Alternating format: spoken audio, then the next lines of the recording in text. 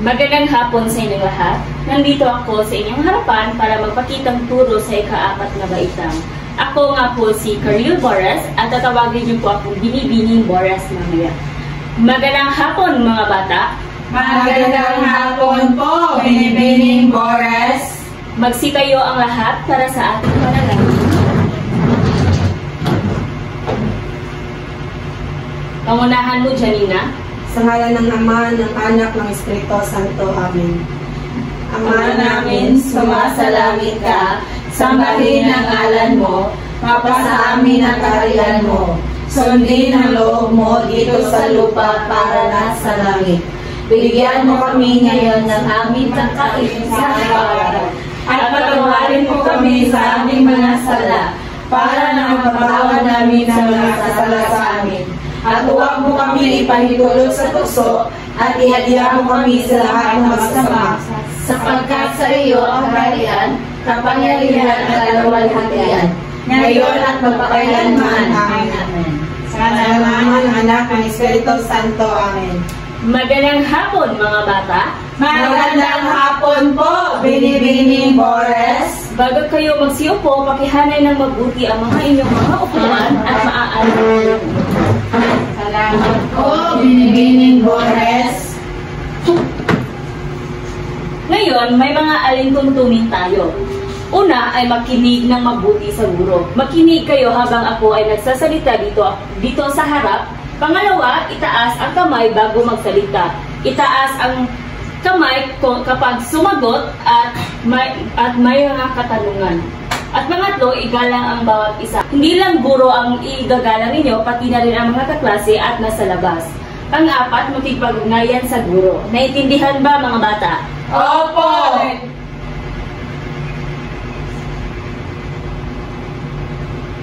Ngayon, may mga talasalitaan ako dito at babasahin nyo ito ng sabay-sabay at malakas at tatandaan nyo itong mga talasalitaan dahil makikita nyo ito sa ating diskusyon.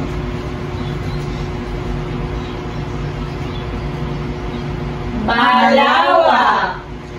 Ulit. Malawak. Parol. Parol. Kwento. Kwento. Tema. Tema. Balita. Balita. Wakas. Wakas. Suliranin. Suliranin. Masaya. Masaya. Tauhan. Tauhan. Tagpuan. Tagpuan. Tatandaan nyo ito dahil nasa diskusyon natin ito mamaya. Naintindihan ba? Opo!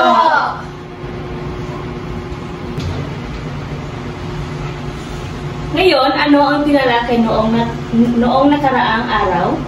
Yes, Jusila? Ang ating binalakay noong nakaraang araw ay ang uri ng pangalan ng pangtangi at pambalana. Kung sa English ay ito ay Ang pangtangi ay common noun at ang pangtangi ay proper noun at ang pambalana ay common noun. magaling. Ito ay ang uri ng mga pangalan. Ito ay pambalana at pangtangi. Kung sa English ay ito ay common noun at proper noun. Ano naman ang definisyon sa pambalana? Yes, Janina. Ito ay tumutukoy sa karaniwan ng pagkalahatang ngalan ng tao, bagay, hayop o lugar o pangyayari, teacher. At ito ay nagsisimula Ito sa ay nagsisimula po sa maliit na titik. magaling. At ano naman ang halimbawa ng pambalana? Teacher po, ito ay nagsisimula po sa maliit na titik. Magaling. Bigyan ng isang bagsak. Ano naman ang definition sa pantangi? Yes, Sydney. Pantangi po ay tumutukoy sa tiyak o tanging ngalan ng tao, hayop, bagay o pangyayari. Nagsisimula ito sa malaking letra.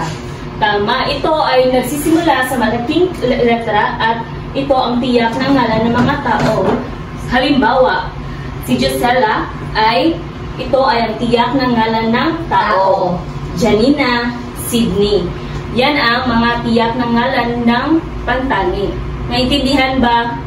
Ngayon, may babasahin kayong maikling kwento at ang pamagat ay Magandang Balita ni Arceli V. Balmeo.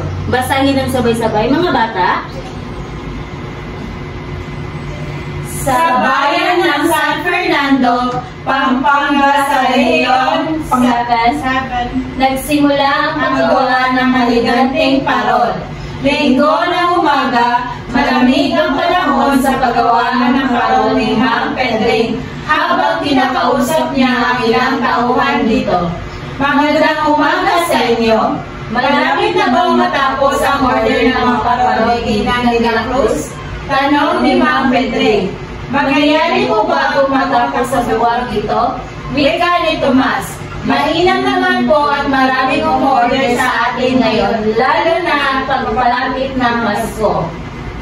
Sa nabasa niyo, ano kaya ang mga tauhan? Sino kaya ang mga tauhan sa kwento? Yes, Sydney. Si Ma'am Pedring at si Ma'am Tomas po, teacher, at si Ginang de la Cruz. Tama, sila ang mga tao sa maikling kwento. Ano kaya ang susunod na mangyayari? May ideya ba kayo? Wala? Yes, Janina? Naubos ang kanilang mga parol. Malaking tulong na rin po ito sa pamilya namin. Lahat naman ni Pinang. Iyon ay dahil sa sipag at tiyaga nyo. Wala rin kayong sinasayang na oras. Papuling wika ni Ma'am Pedring. Umasa po kayo na lalo ba namin pagbubutihan ang aming ginagawa. Sagot naman ni Tomas. Huwag na po sanang mauulit ang nangyari noong isang taon. Nalugi ang paggawaan at naepektuhan ang lahat ng mga gawa dahil sa bagyo. Dugtong naman ni Spin. Saan kaya na naganap ang isang kwento? Yes, Gisela? Sa bayan ng San Fernando, teacher. Tama, sa bayan ng San Fernando. Basahin ng sabay-sabay. Nakalulungkot man pong isipin ay marami talaga ang napinsalang ari-arian. Nagdampan ni Pinang. Huwag kayong mag-aalala. Babawi tayo ngayon upang ang lahat ay maging masaya sa Pasko. Siya nga pala, may maganda akong balita. Nakausap ko ang pamanaang lokal na kung sakaling mangyari uli ang ganoong sakuna ay magbibigay na sila ng suporta sa paggawaan at sa bawat pamilyang apektado. Masayang pagbabalita ni Ma'am Pedring.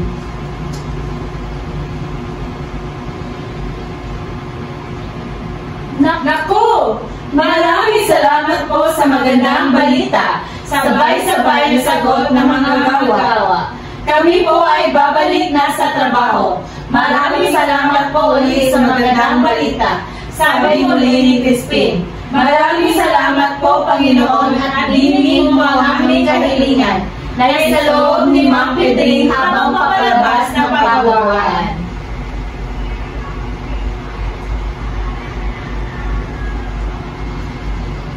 Ngayon, may mga katanungan ako. Sino-sino ang nagsiganap sa kwento? Uulitin ko, sino-sino ang nagsiganap sa kwento? Yes, Gisela? Naalala ko lang po, teacher, si Pedring, si Crispin, si Tomas, at Ginang de la Cruz.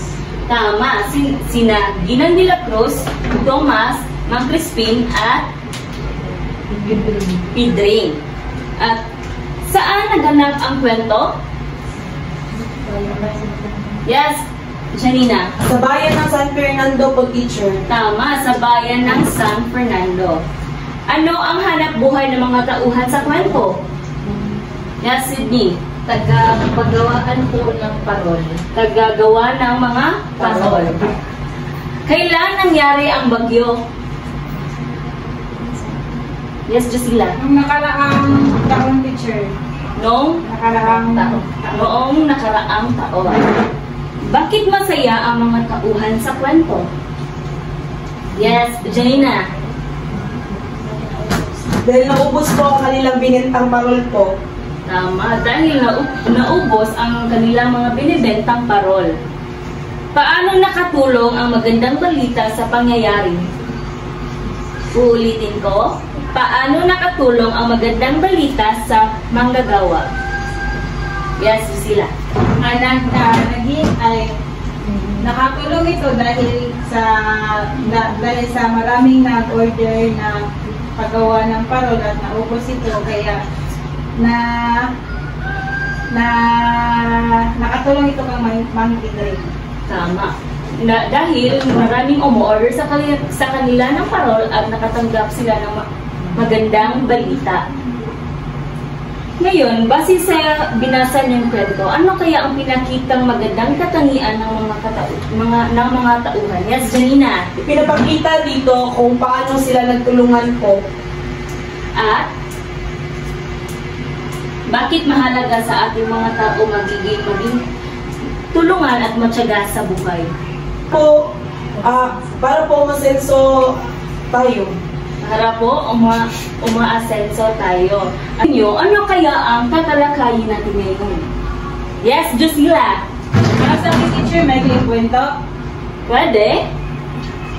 Nice try. Yes, Sydney. Sa tingin ko po, mga elemento. Pwede. Nice try. Ako po, teacher. Yes, Janina. Ang tatalakayin natin ngayong araw base sa ating binasa ay ang mga elemento ng maikling kwento. Tignan natin kung tama ba si Janina. Bago natin pupuntahan ang ating diskusyon, babasahin muna natin ang ating mga layunin. Basahin ang sabay-sabay mga bata. Sa pamamagitan ng cardboard presentation, ang mga mag-aaral sa ika-4 na baitang ay inaasahang makakuha ng 75 bagdang katumpakan na natutukoy sa mga elemento ng maikling kwento.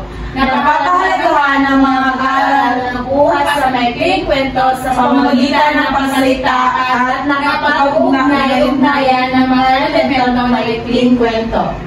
Ano nga ulit ang tatalakayin natin ngayon? Janina? Ang mga elemento ng maikling kwento po. Tatalakayin ay ang mga elemento ng maikling kwento. Kung sa English, ito ay short story. Base sa nabasa niyo kanina, ano kaya ang mga nilalaman ng mga elemento ng maikling kwento? Yes, Jusila? Para sa ating teacher, tauhan. Dahil sila yung hindi naman nawawala ang tauhan sa kwento. Kaya sila gumaganap. Tignan natin kung tama ba. Tama, ito ay tauhan. Ang mga tauhan ay Sila yung gumaganap sa kwento. Kung sa English, ito ay mga characters. Babasahin ang definasyon. Ito ay tumutukoy sa nagsisiganap sa maikling kwento. Di ba hindi lang sa maikling kwento may nagsisiganap, pati na rin sa mga pelikula na pinanoodin nyo. At may dalawang uri ito. Ang bida ay ang protagonist. Ang kontrabida naman ay ang antagonist. May mga bida ba o kontrabida na pinanood niyo o sa maikling kwento? Opo, teacher. Ano? Palagi po kami nanood ng probinsyano. At ang bida po doon kay si Tanggol. Tama, si Tanggol ang bida. At marami mga kontrabida, di ba? Yes, opo. Ano? Sa susunod, ano kaya ang elemento na ating tatalakayin? Yes, Sydney? Sa tingin ko po, ang susunod nating tatalakayin ay baghay. Pwede? Yes, Jusila? Lugar. Pwede rin. Teacher, Yes, Janina? tagpuan po. Tignan natin kung tama ba si Janina. Magaling! Tagpuan. Sa palagay ninyo, ano kaya ang tagpuan? Yes, Jusila? Ang tagpuan teacher ay lugar na kung saan sila ay Ang tagpuan kung saan sila nagsisiganap. Basahin ang definasyon. Ito ay tumutukoy kung anong panahon, oras at maikling kwento. Ang tagpuan sa English ay ito ay Settings po. settings. Magaling, Janina. Bigyan ng 2 bagsak. Ang tagpuan ay dito sila nagsisiganap o nagganap sa kwento o sa mga pelikula na pinanoorin nyo. Ano naman kaya ang susunod na elemento na ating tatalakayin? I think po, teacher, ito ay wakas. Stand up. I think po, teacher, ito ay wakas. Grande.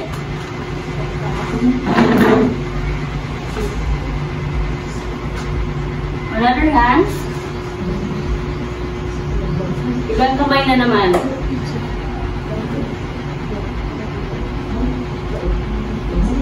Yes, Jusila. Banghay. Janina. Banghay. Tignan natin kung tama ba si Jusila. Tama. Ito ay banghay. Sa palagay ninyo, ano kaya ang banghay? Wala po kami idea, teacher. Wala kayo mga idea. Wala po.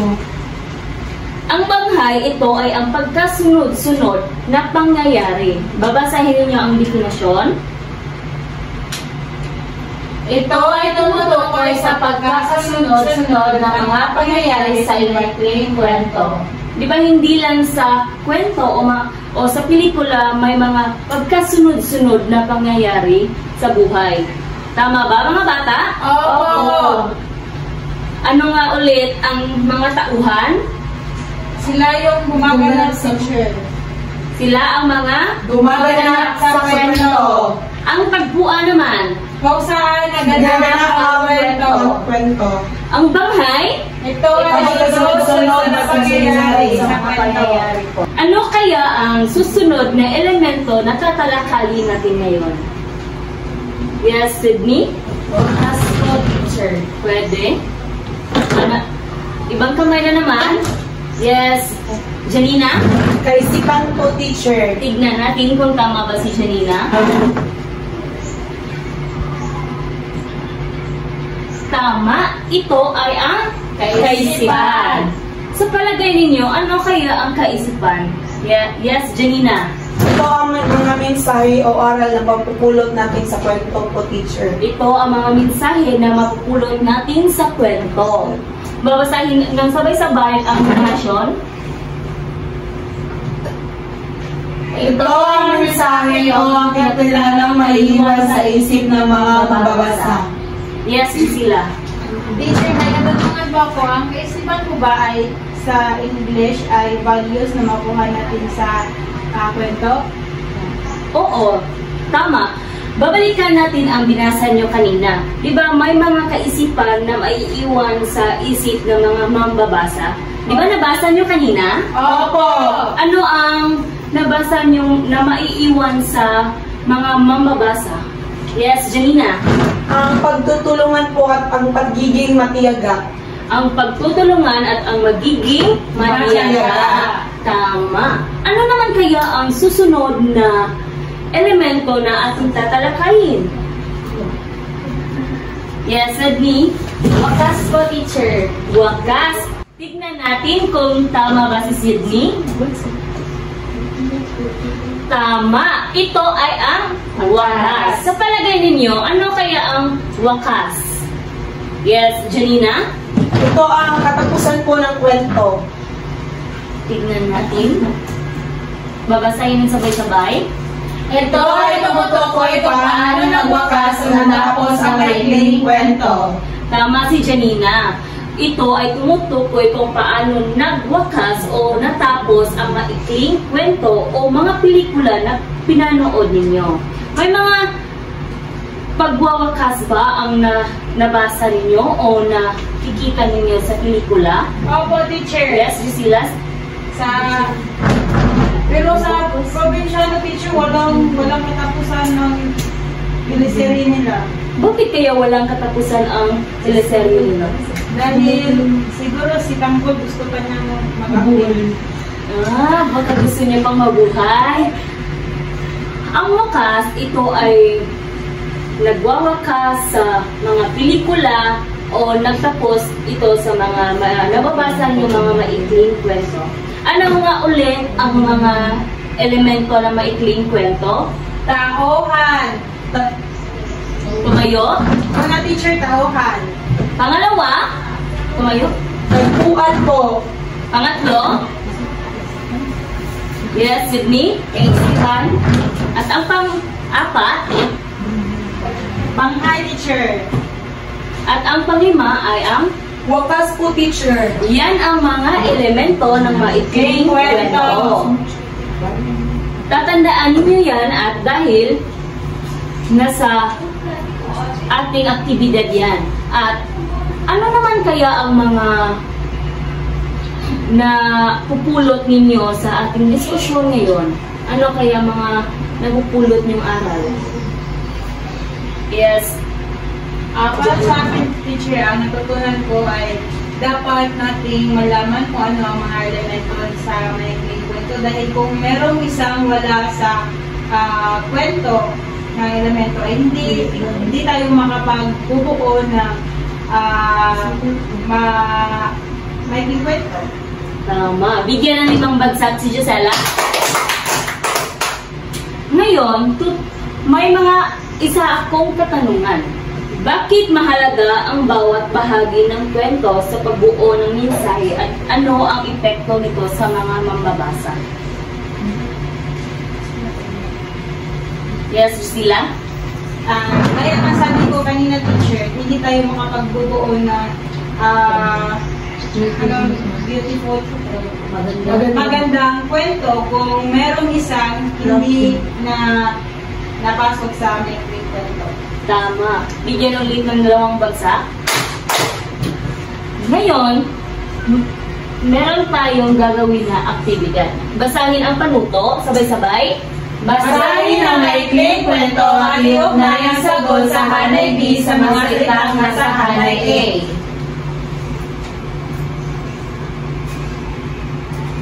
Basahin ang maikling kwento. Ang pamagat, Ang batang matulungin at masunurin. Si Paul ay nagmamadaling lumabas sa paaralan upang umuwi. Pagagalitan siya ng ina kapag mahuli siya sa pag-uwi. Habang naghihintay siya ng sasakyan, may lumalabas na mag-ina sa paaralan. Sa unang tingin pa lang niya, kitang-kita na masama ang pakiramdam ng bata. Tumayo ang mga ito sa tabi niya upang umabang din ang sasakyan. Maya-maya may itong sasakyan sa harapan ni Paul. Sasakay na sana siya, subalit nakita niya ang namanalipit na sakit ng tiyan ng bata. Nagmamadali siya sa pag-uwi dahil sa pagalitan siya ng ina kapag nahuli sa pag-uwi. Subalit naawa siya sa bata. Alam niyang mas kailangan ng makina na sumakay agad, kaya pinaubayan na lang niya ang sasakyan sa kanila. Nagpapasalamat ang ina ng bata. Naghihintay muli si Paul ang susunod na sasakyan na masaya dahil nakatulong siya sa kapwa kahit sa munting paraan lang. naintindihan niyo ba ang maikling kwento na binasa ninyo? Opo, teacher. Ngayon, kukuha kayo ng papel at isusulat niyo ito at pagkatapos, iko-connecta niyo ito.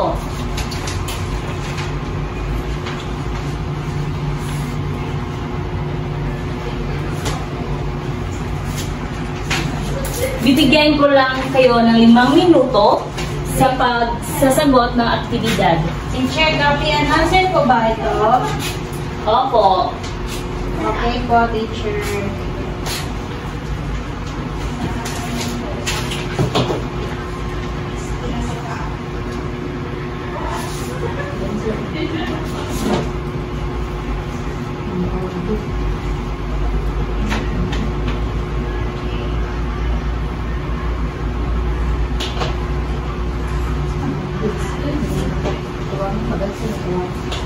Tapos na ba kayo? Opo, teacher. Ngayon, pupunta kayo sa harap at i-connecta ninyo ang hanay A sa hanay B. Naiintindihan ba mga bata? Opo. Saan i-connecta? Sa hanay A. Ito, hanay B. Sino ang unang sasagot? Yes, Jusila.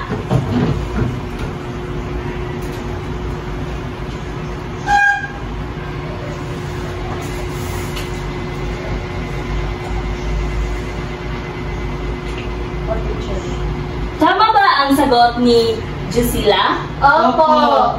Ang tauhan ay ang Sipol at Marina. bigyan ng isang bagsak. Sa pangalawa, yes, Sydney.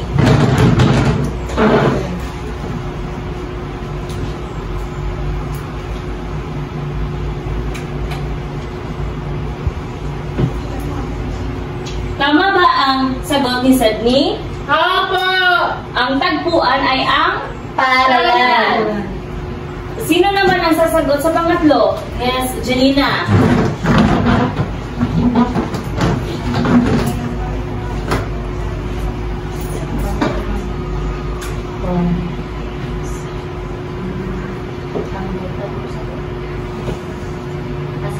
Tama ba ang sagot ni Janina? Hindi po! Bakit kaya? Tama man, masaya. Hindi! Kayo! Masayang nakatulong si Paul sa kanilang kapwa. Tama! Ikaw ang mali. Tama ang sagot ni Janina. Ang wakas sa kwento ay ang masaya dahil nakatulong si Paul sa kanyang kapwa. Bigyan ng isang bagsak si Janina. Sino naman ang sasagot sa pang-apat? Yes, Sydney. Ano kaya ang kaisipan dito? Ang kaisipan ko dito, teacher, ay pagiging matulungin sa kapwa at masunurin sa magulang. Ang pagiging matulungin sa kapwa at masunurin sa magulang. Opo. Ito ang kaisipan na maiiwan sa Kwento. tama ba? Opo. Magaling. At sa panghuli, sino ang sasagot? Yes, Janina?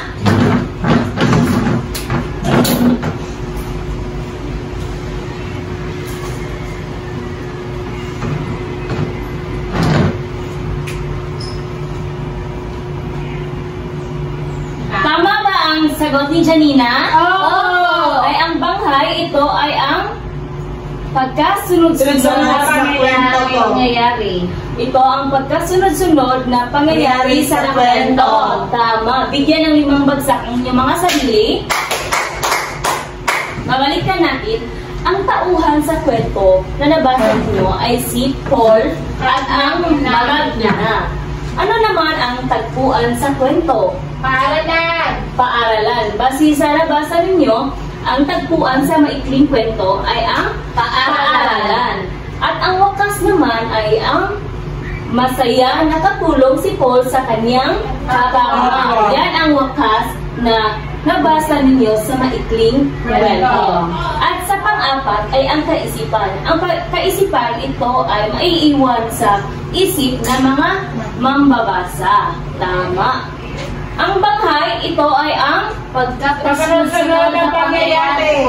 Ito ay ang pagkasunod-sunod na pangyayari sa kwento. Dahil naintindihan nyo ng maigi ang ating tinalakay ngayon, may pangalawa tayong aktibidad.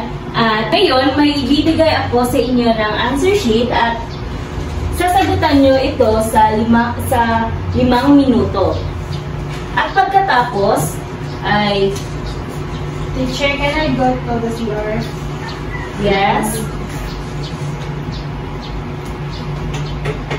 At pagkatapos, punta kayo sa harap at sasugatan nyo ito at ipaliwanag.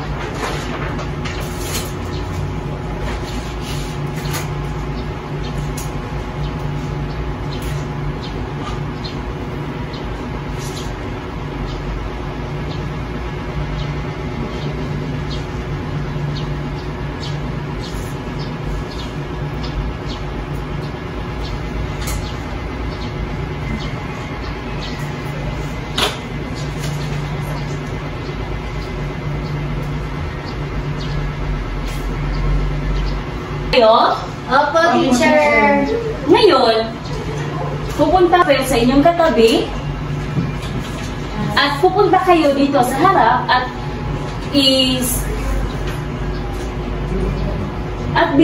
bilugan ninyo kung ano ang tamang sagot at ipaliwanag.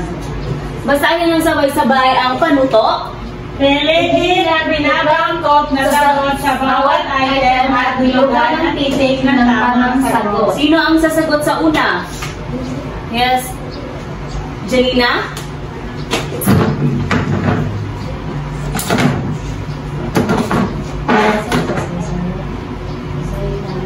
Basahin ang una. Kung ang kwento ay nagtatapos sa isang masayang tagpo kung saan ang tauhan ay matagumpay na nalutas ang suliranin, anong elemento ang tinutukoy dito? Ang sagot ko po dito ay B, kung saan ito ay wakas.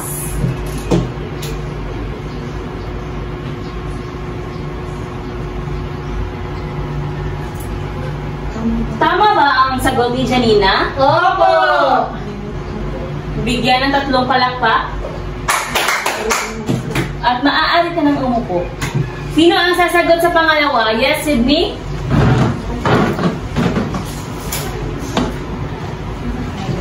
Ano ang tawag sa bahagi ng kwento kung saan ipinakita ang pagkasunod-sunod ng mga pangyayari sa isang kwento?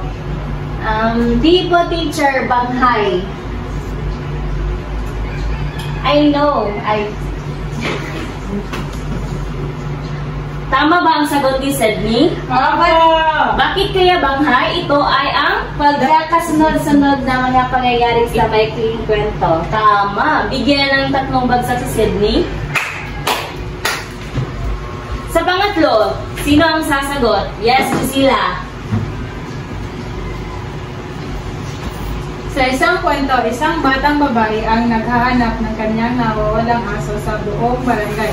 Ano ang tawag sa batang babae sa kwento? Si Teacher Tauhan. Bakit tauhan? Dahil siya ang gumaganap sa kwento. Dahil siya ang gumaganap sa kwento. Tama ba ang sagot ni Gisela? Opo! At pang-apat, yes, Janina. Basahin muna. Ang kwento ay naganap sa isang lumang bayan sa gitna ng kagubatan. Anong elemento ng kwento ang tinutukoy dito? Ito po ay ang tagpuan.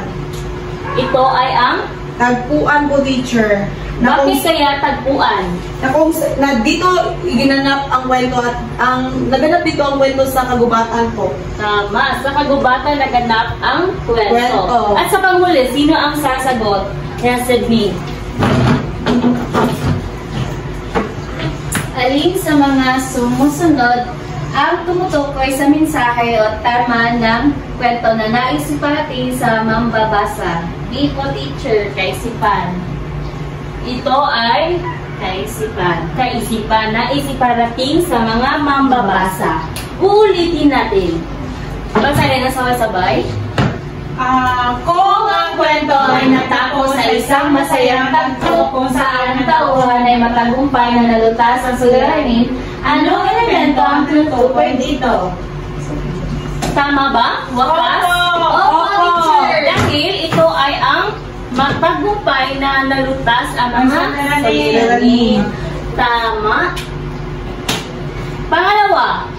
Ano ang tawag sa bahagi ng kwento kung saan ipinakita ang pagkasusunod-sunod ng pangyayari sa isang kwento?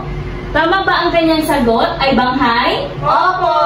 Dahil Dahil ay sunod-sunod na pangyayari. dahil ito ay ang pagkasunod-sunod na pangyayari sa kwento. Tama. At ang pangatlo, Sa isang kwento, isang batang babae ang naghahanap ng kanyang nawawalang aso sa buong barangay.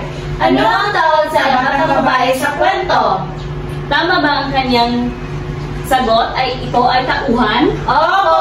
Dahil ang batang babae ay siya ang nagsisiganap sa kwento.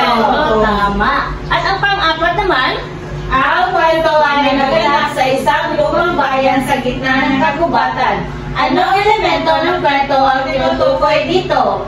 tama ba ang kanyang sagot? Ito ay Opo. tauhan. Opo! Dahil dito naganap sa gitna ng kagubatan. Diyan ang tagpuan nila. At sa panghuli, Alin sa mga sumusunod ang tumutukoy sa mensahe o tema ng kwento na nais iparating sa mga mambabasa? ito ay Kaisipan! tama ba? Opo! Dahil ito ay nais iparating sa isip na mga mambabasa. Tama. Bigyan ng 5 bagsak ang inyong mga sarili. Ngayon, dahil naintindihan nyo lalo ang ating mga diskusyon ngayon, ano nga ulit ang 5 elemento ng maikling kwento? Yes, Jusila? Lahat po, teacher. Pwede. Tauhan, tagpuan, kaisipan, banghay, at wakas. Magaling. Bigyan ng 5 bagsak si Gisela. Ano nga ulit ang mga tauhan? Yes, Jusila? Ang tauhan, teacher, sila ang gumaganap sa kwento. Sila ang gumaganap sa kwento. Ano naman kaya ang tagpuan? Yes, Janina? Ito ay kung saan naganap ang isang kwento po, teacher. Ito ay saan naganap ang isang kwento. Ang banghay naman, yes, Sydney? Ang pagkakasunod-sunod ng mga pangyayari sa maikling kwento. Ito ay ang pagkasunod-sunod na pangyayari sa kwento. Ang kaisipan, yes, Jusila? Ito ay asal na makakuha sa kwento. Ito ay ang mga asal o maiiwan sa isip sa kwento. At ano naman ang wakas? Yes, Janina. Ito ay ang natagumpay na nalutas ang suliranin ng kwento po, teacher. Ito ay nalutas ng suliranin sa isang kwento. Ano kawang bida? Ang kontrabida ito ay ang antagonist. Ang bida? Protagonist. Magaling. Ngayon, babalikan natin ang ating mga layunin kung nakamit ba natin. Ipakita niyo ang isang palakpak kapag nakamit natin. Kapag hindi natin nakamit ay 2 palakpak. Naintindihan ba mga bata? Opo, teacher! Naitutukoy ba sa mga elemento ng maikling kwento? Napapahalagahan ba ng mga mag-aaral na nakukuha sa maikling kwento sa pamagitan ng pasalita? Nakapag-ugnay-ugnayan ang mga elemento ng maikling kwento?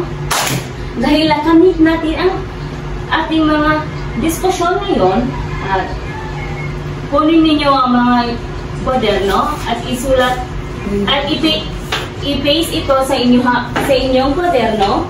Ito ay ang maikling kwento.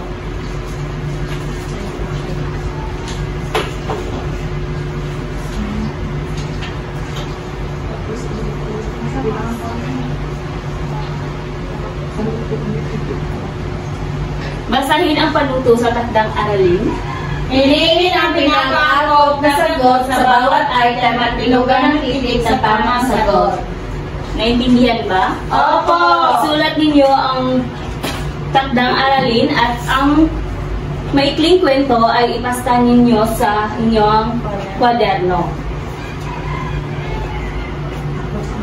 Tapos na ba kayo? Opo! Magsitayo ang lahat para sa ating panalangin.